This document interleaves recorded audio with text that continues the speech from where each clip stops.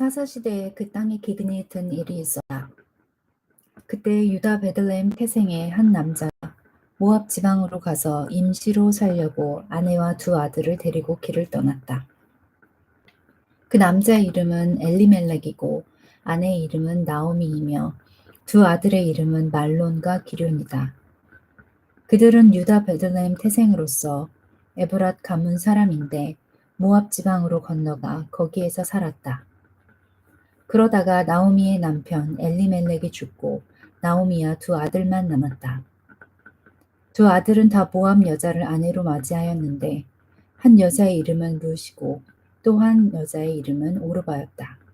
그들은 거기서 10년쯤 살았다. 그러다가 아들 말론과 기럧이 죽으니 나오미는 남편에 이어 두 아들마저 잃고 홀로 남았다.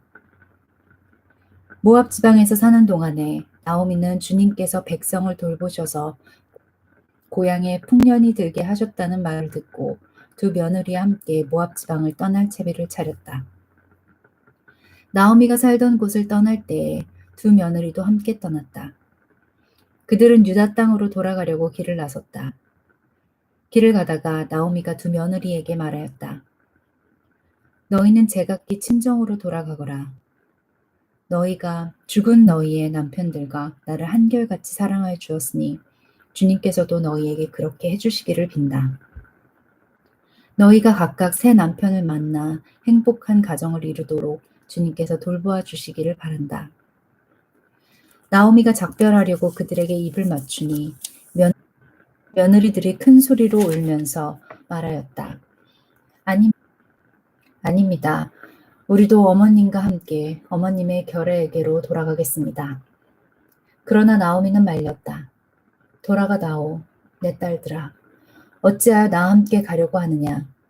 아직 내 뱃속에 아들들이 들어있어서 그것들이 너의 남편이라도 될 수 있다는 말이냐. 돌아가다오, 내 딸들아. 제발 돌아가거라. 재혼을 하기에는 내가 너무 늙었다. 설령 나에게 어떤 희망이 있다거나 오늘 밤 내가 남편을 맞아들여 아들들을 낳게 된다거나 하더라도 너희가 그것들이 클 때까지 기다릴 셈이냐. 그때까지 재혼도 하지 않고 홀로들 지내겠다는 말이냐. 아서라, 내 딸들아. 너희들 처지를 생각하니 내 마음이 너무나 괴롭구나. 주님께서 손으로 나를 치신 것이 분명하다. 그들은 다시 한번 큰 소리로 울었다. 마침내 오르바는 시어머니에게 입맞추면서 작별 인사를 드리고 떠났다. 그러나 룻은 오히려 시어머니 곁에 더 달라붙었다. 그러자 나오미가 다시 타일렀다. 보아라, 내 동서는 저의 결례와 신에게로 돌아갔다. 너도 내 동서의 뒤를 따라 돌아가거라. 그러자 룻이 대답하였다. 나더러 어머님 곁을 떠나라거나 어머님을 뒤따르지 말고 돌아가라고는 강요하지 마십시오. 어머님이 가시는 곳에 나도 가고 어머님이 머무르시는 곳에 나도 머무르겠습니다. 어머님의 결례가 네 결례이고 어머님의 하나님이 내 하나님입니다. 어머님이 숨을 거두시는 곳에서 나도 죽고 그곳에 나도 묻히겠습니다.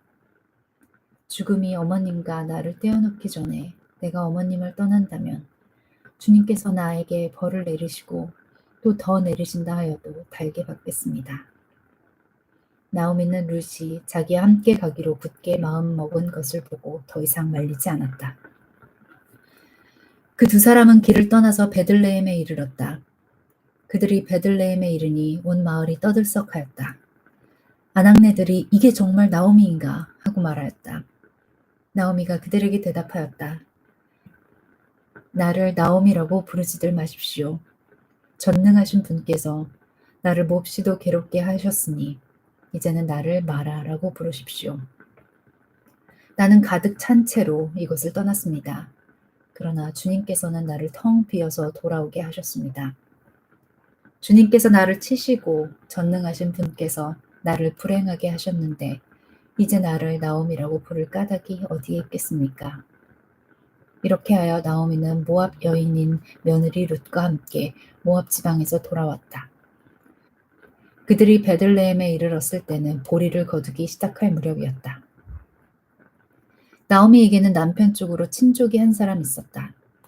그는 엘리멜렉과 집안간으로서 재력이 있는 사람이었다. 그의 이름은 보아스이다.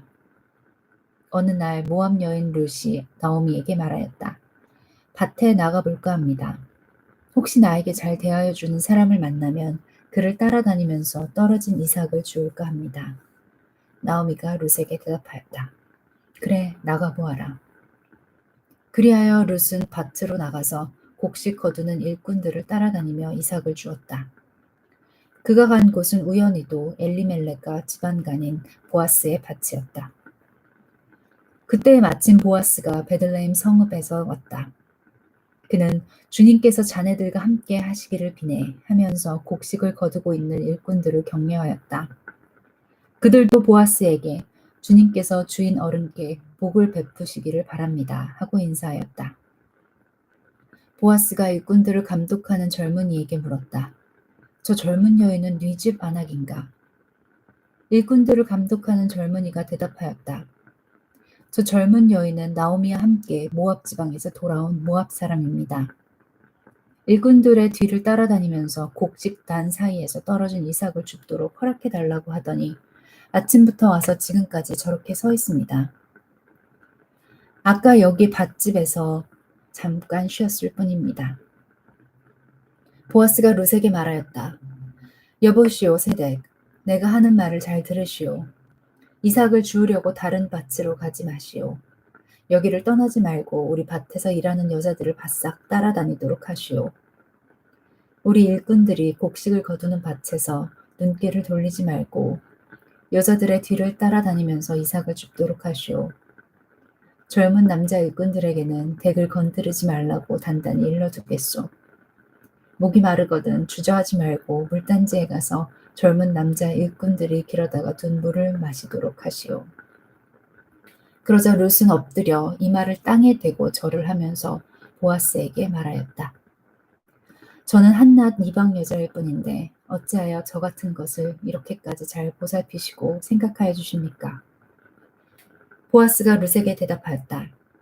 남편을 잃은 뒤에 덱이 시어머니에게 어떻게 하였는지를 자세히 들어서 다 알고 있어.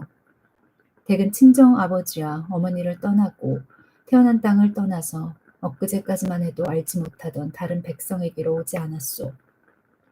덱이 한 일은 주님께서 갚아주실 것이오. 이제 덱이 주 이스라엘의 하나님의 날개 매치로 보호를 받으러 왔으니 그분께서 덱에게 넉넉히 갚아주실 것이오. 룻이 대답하였다. 어른께서 이토록 잘 보살펴 주시니 몸둘 바를 모르겠습니다. 어른께서 거느리고 계신 여종들 축에도 끼지 못할 이 종을 이처럼 위로하여 주시니 보잘것없는 이 몸이 큰 용기를 얻습니다. 먹을 때가 되어서 보아스가 그에게 말하였다. 이리로 오시오. 음식을 듭시다. 빵 조각을 초에 찍어서 드시오. 룻이 일꾼들 옆에 앉으니 보아스는 그 여인에게 볶은 곡식을 내주었다. 볶은 곡식은 룻이 배불리 먹고도 남았다. 룻이 이삭을 주우려 가려고 일어서자 보아스가 젊은 남자 일꾼들에게 일렀다. 저 여인이 이삭을 주울 때에는 곡식단 사이에서도 줍도록 하게. 자네들은 저 여인을 괴롭히지 말게. 그를 나무라지 말고 오히려 단에서 조금씩 이삭을 뽑아 흘려서 그 여인이 줍도록 해주게. 룻은 저녁 때까지 밭에서 이삭을 주었다. 주운 이삭을 떠니 보리가 한 에바쯤 되었다. 룻은 그것을 가지고 성읍으로 돌아갔다. 룻은 주워온 곡식을 시어머니에게 내보였다. 배불리 먹고 남은 볶은 곡식도 꺼내서 드렸다. 시어머니가 그에게 물었다. 오늘 어디서 이삭을 주었느냐? 어디서 일을 하였느냐? 너를 이처럼 생각하여 준 사람에게 하나님이 복을 베푸시기를 바란다. 그러자 룻은 시어머니에게 자기가 누구네 밭에서 일하였는지를 말했다. 오늘 내가 가서 일한 밭의 주인 이름은 보아스라고 합니다. 나오미가 며느리에게 말하였다. 그는 틀림없이 주님께 복받을 사람이다. 그 사람은 먼저 세상을 뜬 우리 식구들에게도 자비를 베풀더니 살아있는 우리에게도 한결같이 자비를 베푸는구나. 나오미가 그에게 말을 계속하였다.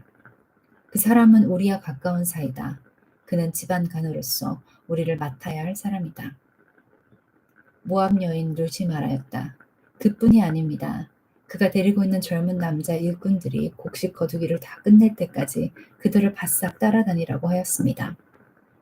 나오미가 며느리 룻에게 일렀다. 얘야, 그가 데리고 있는 젊은 여자들과 함께 다니는 것이 좋겠구나. 젊은 남자 일꾼들에게 시달림을 받다가 다른 밭으로 가지 않아도 되니 말이다. 그리하여 룻은 보리 거두기뿐만 아니라 밀 거두기가 끝날 때까지도 보아스 집안의 젊은 여자들을 바싹 따라다니면서 이삭을 주었다. 그러면서 룻은 시어머니를 모시고 살았다. 시어머니 나오미가 룻에게 말하였다. 얘야, 내가 행복하게 살 만한 안락한 가정을 내가 찾아보아야겠다. 생각하여 보렴. 우리의 친족 가운데에 보아스라는 사람이 있지 아니하냐. 내가 요즘 그 집 여자들과 함께 일하고 있다. 잘 들어보아라. 오늘 밤에 그가 타작마당에서 보리를 까부를 것이다. 너는 목욕을 하고 향수를 바르고 고운 옷으로 몸을 단장하고서 타작마당으로 내려가거라. 그 사람이 먹고 마시기를 마칠 때까지 너는 그가 눈치채지 못하도록 조심하여야 한다. 그가 잠자리에 들 때에 너는 그가 눕는 자리를 잘 보아두었다가 다가가서 그의 발치를 들치고 누워라. 그러면 그가 너의 할 일을 일러줄 것이다. 룻이 시어머니에게 대답하였다. 어머님께서 일러주신 대로 다 하겠습니다. 그는 타작마당으로 내려가서 시어머니가 시킨 대로 다 하였다. 보아스는 실컷 먹고 마시고 나서 흡족한 마음으로 낫가리 곁으로 가서 누웠다. 룻이 살그머니 다가가서 보아스의 발치를 들치고 누웠다. 한밤중이 되었을 때 보아스는 으시시 떨면서 돌아 눕다가 웬 여인이 자기 발치께 누워있는 것을 보고 깜짝 놀라면서 누구요? 하고 물었다. 룻이 대답하였다. 어른의 종 룻입니다. 어른의 품에 이 종을 안아주십시오. 어른이야말로 집안 어른으로서 저를 맡아야 할 분이십니다. 보아스가 룻에게 말하였다. 이봐요 룻, 그대는 주님께 복받을 여인이요. 가난하든 부유하든 젊은 남자를 따라감직한데 그렇게 하지 않으니 지금 그대가 보여준 갸륵한 마음씨는 이제까지 보여준 것보다 더욱더 값진 것이오. 이제부터는 걱정하지 마시오 룻. 그대가 바라는 것이라면 무엇이든지 다 들어주겠소.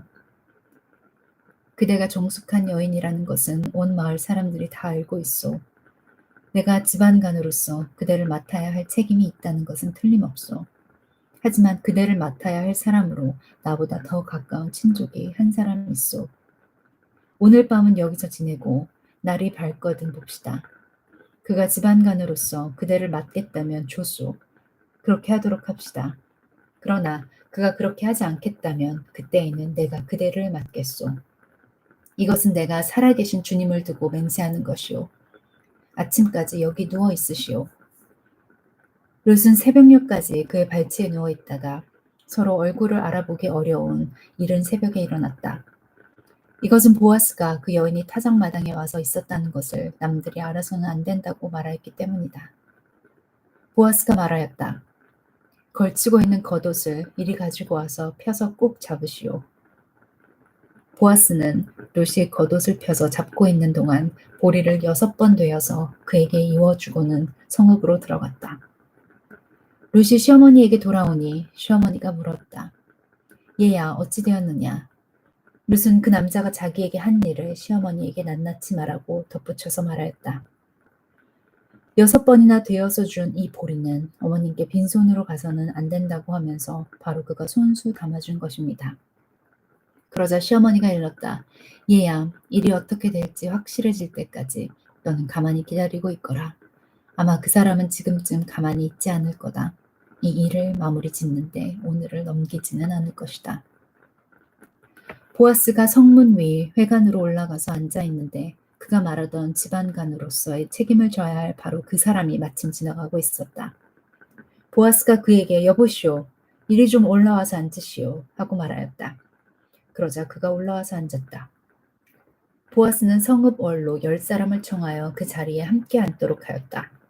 그 사람들이 모두 자리에 와서 앉자 보아스가 집안간으로서 책임을 져야 할 사람에게 말하였다. 모압 지방에서 돌아온 나오미가 우리의 친족 엘리멜렉이 가지고 있는 밭을 팔려고 내놓았소. 나는 이 사실을 분명히 알려드리오. 여기 앉아 계시는 분들과 우리 마을 어른들께서 보시는 앞에서 나는 당신이 그 밭을 사라고 말씀드리오. 당신이 집안간으로서의 책임을 지겠다면 그렇게 하시오. 그러나 집안간으로서의 책임을 지지 않겠다면 그렇게 하지 않겠다고 분명히 말하여 주시오. 당신이 집안간으로서의 책임이 있는 첫째 사람이요. 나는 그 다음이요. 그러자 그가 대답하였다. 내가 집안간으로서의 책임을 지겠소. 보아스가 다시 말하였다. 그렇다면 나오미의 손에서 그 밭을 사는 날로 고인의 아내인 모압 여인 룻도 아내로 맞아들여야 하오. 그렇게 하여야만 그가 물려받은 그 유산이 고인의 이름으로 남게 될 것이오. 그러자 집안간으로서의 책임이 있는 그 사람이 말하였다. 그런 조건이라면 나는 집안간으로서의 책임을 질 수 없소. 잘못하다가는 내 재산만 축나겠소. 나는 그 책임을 질 수 없으니 당신이 내가 져야 할 집안간으로서의 책임을 지시오.